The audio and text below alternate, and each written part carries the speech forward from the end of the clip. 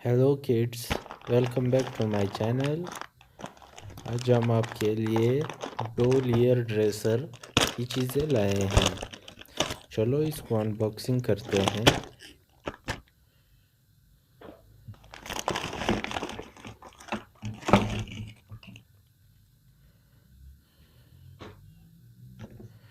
सबसे पहले ये डोल पर्स है, बैग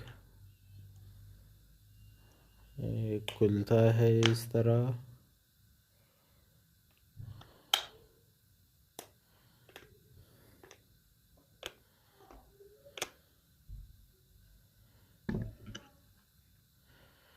ये कंघी और ब्रश वगैरह है।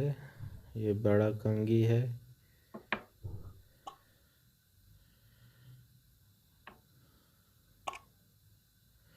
ये छोटा ब्रश है।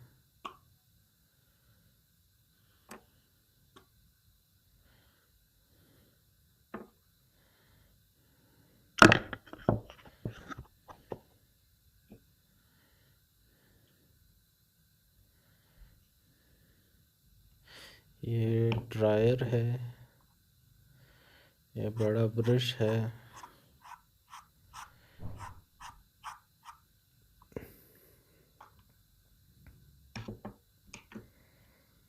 ये स्ट्रेटनर है।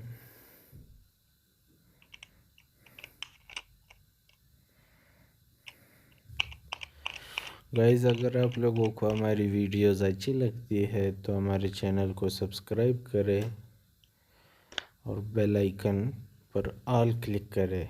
Thank you so much for watching.